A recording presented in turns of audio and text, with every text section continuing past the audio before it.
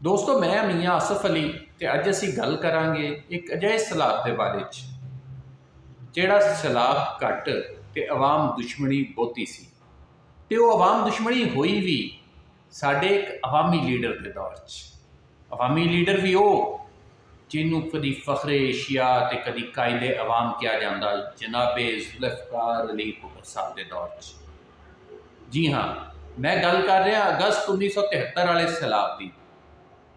ਜਦੋਂ ਸੈਲਾਬ ਆਇਆ, ਹੈਡ ਪੰਜਨਦ ਦੇ ਕੋਲ ਪਹੁੰਚਿਆ ਤੇ ਹੈਡ ਪੰਜਨਦ ਵਾਜ਼ੇ ਤੌਰ ਤੇ ਮਸ਼ਹੂਰ ਜਿਹਦੇ ਬਾਰੇ 'ਚ ਇੱਕ ਚੀਜ਼ ਮੌਜੂਦ ਸੀ ਕਿ ਇਹਦਾ ਹਮੇਸ਼ਾ ਵੈਸਟਰਨ ਬੈਂਕ ਜਿਹੜਾ ਸੀ ਤੋੜਿਆ ਜਾਂਦਾ ਸੀ, ਕਿਉਂਕਿ ਉਹ ਸਾਈਡ ਉੱਚੀ ਸੀ। ਪਾਣੀ ਥੋੜ੍ਹਾ ਜਿਹਾ ਕੁਝ ਕਿਲੋਮੀਟਰ ਅੱਗੇ ਜਾ ਕੇ ਵਾਪਸ ਮੁੜ ਕੇ ਆ ਰਲਦਾ ਸੀ ਦਰਿਆਏ ਪੰਜਨਦ ਦੇ ਵਿੱਚ। ਉਹ ਪਾਸਾ ਤੋੜਨ ਦੇ ਬਜਾਏ ਜਨਾਬੇ ਗੁਲਾਮ ਮੁਸਤਫਾ ਖਰ ਸਾਹਿਬ ਜਿਹੜੇ ਗਵਰਨਰ ਸੀ, ਜਿਹੜੇ ਅਵਾਮੀ ਹਕੂਮਤ ਦੇ ਗਵਰਨਰ ਸੀ, ਅਸੀਂ ਕਿਉਂ ਰੋਂਦੇ ਹਾਂ?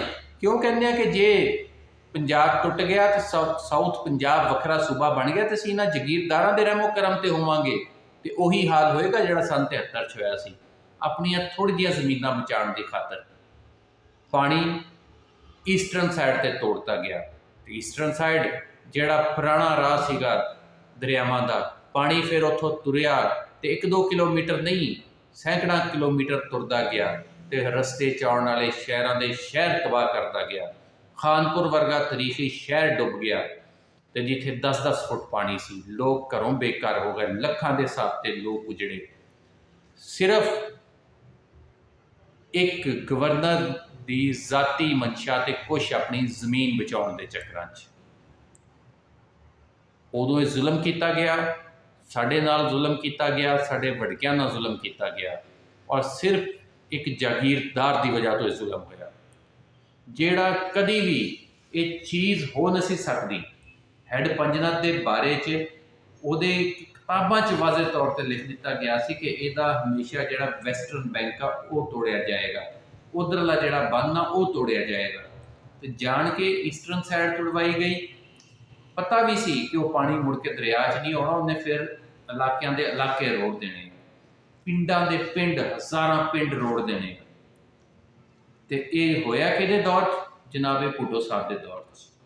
ਅਸੀਂ ਤੇ ਅੱਜ ਰੋਂਦੇ ਹਾਂ ਨਾ ਯਜ਼ੀਦ ਨੂੰ ਕਿ ਤੂੰ ਕਿਉਂ ਨਹੀਂ ਸੀ ਪੁੱਛਿਆ। ਚਲੋ ਜੀ, ਜਿਹੜੇ ਉਹਦੇ ਹਾਮੀ ਆ ਉਹਨਾਂ ਨੂੰ ਅਸੀਂ ਕਹਿੰਦੇ ਆ ਕਿ ਤੂੰ ਕਿਉਂ ਨਹੀਂ ਸੀ ਪੁੱਛਿਆ ਵੀ ਇਬਨ ਜ਼ਿਆਦ ਨੂੰ ਸਜ਼ਾ ਕਿਉਂ ਨਹੀਂ ਸੀ ਦਿੱਤੀ। ਤੇ ਅਸੀਂ ਅੱਜ ਭੁੱਟੋ ਨੂੰ ਭੁੱਲ ਜਾਂਦੇ ਹਾਂ ਕਿ ਉਹਨੇ ਕਮ ਅਜ਼ ਕਮ ਮੁਸਤਫਾ ਖਰ ਦੀ ਕੋਈ ਸਰਜ਼ਨਸ਼ੀ ਕਰ ਦਿੰਦਾ, ਉਹਨੂੰ ਕਿਉਂ ਨਹੀਂ ਸਜ਼ਾ ਦਿੱਤੀ? ਕਿਉਂ ਨਹੀਂ ਉਹਦੇ ਉੱਤੇ ਕਮੇਟੀ ਬਣੀ? ਕਿਉਂ ਨਹੀਂ ਫੈਸਲਾ ਹੋਇਆ ਕਿ ਕਿਉਂ ਜ਼ਿਆਦਤੀ ਕੀਤੀ ਗਈ ਹੈ? ਕਿਉਂ ਉਹ ਇਲਾਕਾ ਪੂਰੇ ਦਾ ਪੂਰਾ ਡਬੋਤਾ ਗਿਆ?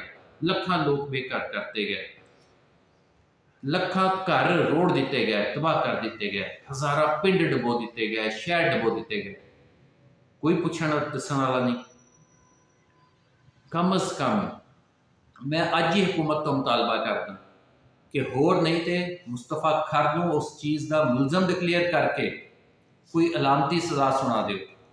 ਜਿਹੜੇ ਉਸ ਟਾਈਮ ਦੇ ਅਫਸਰਾਨ ਸੀਗੇ, ਜਿਹੜੇ ਉੱਥੇ ਬੈਠੇ ਸੀਗੇ ਹੈਡ ਪੰਜਨਦ ਤੇ, ਜਿਨ੍ਹਾਂ ਨੇ ਇਸ ਜ਼ੁਲਮ ਦੇ ਵਿੱਚ, ਇਸ ਜ਼ਿਆਦਤੀ ਦੇ ਵਿੱਚ ਹਿੱਸਾ ਪਾਇਆ, ਉਹਨਾਂ ਦੇ ਖਿਲਾਫ ਹੀ ਕੋਈ ਕਾਰਵਾਈ ਕਰ ਦਿਓ। ਹੁਣ ਵੀ ਪਾਣੀ ਜਾ ਰਿਹਾ ਵਾ, ਲੱਖਾਂ ਕਿਊਸੈਕ ਅੰਦਾਜ਼ਾ ਹੈ ਆ ਕਿ ਸ਼ਾਇਦ ਉੱਥੇ ਮਸਲਾ ਬਣ ਜਾਏਗਾ, ਹੈਡ ਪੰਜਨਦ ਤੋਂ ਨਾ ਲੰਘ ਸਕੇ। ਹੁਣ ਵੀ ਮੁਜ਼ੱਫਰਗੜ੍ਹ ਵਾਲੇ ਪਾਸੇ ਨੂੰ, ਪਰਲੇ ਪਾਸੇ ਨੂੰ ਜਿਹੜਾ ਵੈਸਟਰਨ ਬੈਂਕ ਹੈ ਆ, ਉਹ ਤੋੜਨ ਦੀ ਤਿਆਰੀ ਹੋਈ ਪਈ ਆ। ਸ਼ਾਇਦ ਕੱਲ ਪਰਸੋਂ ਉਹਨੂੰ ਤੋੜ ਦਿੱਤਾ ਜਾਵੇ ਕਿ ਪਾਣੀ ਭਰੇ ਜਾਏਗਾ। ਪਰਲਾ ਏਰੀਆ ਥੋੜ੍ਹਾ ਜਿਹਾ ਅੱਗੇ ਜਾ ਕੇ ਕੁਛ ਏਰੀਆ ਯਕੀਨਨ ਉਹਦੇ ਵਿੱਚ ਆਉਂਦਾ ਵਾ, ਉਹ ਤਬਾਹ ਵੀ ਹੁੰਦਾ, ਪਰ ਉਹਦਾ ਇਹ ਮਤਲਬ ਨਹੀਂ ਕਿ ਕੁਛ 100 ਲੋਕਾਂ ਨੂੰ ਜਾਂ ਚੰਦ ਹਜ਼ਾਰ ਲੋਕਾਂ ਨੂੰ ਤੁਸੀਂ ਬਚਾਉਣ ਲਈ ਲੱਖਾਂ ਨੂੰ ਤਬਾਹ ਕਰ ਦਿਓ ਔਰ ਫਿਰ ਜਿਹੜਾ ਨੈਚੁਰਲ ਸਾਈਡ ਆ ਉਹਨੂੰ ਤੁਸੀਂ ਖਤਮ ਕਰ ਦਿਓ।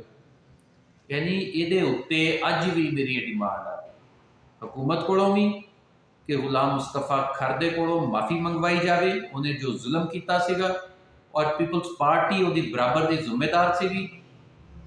ਪੀਪਲਸ ਪਾਰਟੀ ਦੇ ਖਿਲਾਫ ਵੀ ਗੱਲ ਹੋਣੀ ਚਾਹੀਦੀ। ਔਰ ਉਸ ਸੈਲਾਬ ਦੇ ਬਾਰੇ 'ਚ ਅੱਜ ਮੇਰੀ ਗੱਲ ਹੋ ਰਹੀ ਸੀ ਇੱਕ ਇੰਤਹਾਈ ਸੀਨੀਅਰ ਸਾਫੀ ਲਾਹੌਰ ਦੇ ਜਵੇਦ ਸਾਹਿਬ ਦੇ ਨਾਲ, ਅੰਗਰੇਜ਼ੀ ਅਖਬਾਰਾਂ ਦੇ, ਨੇਸ਼ਨ ਦੇ ਬੜੇ ਮਸ਼ਹੂਰ ਕਾਲਮ ਨਗਾਰ ਸੀ।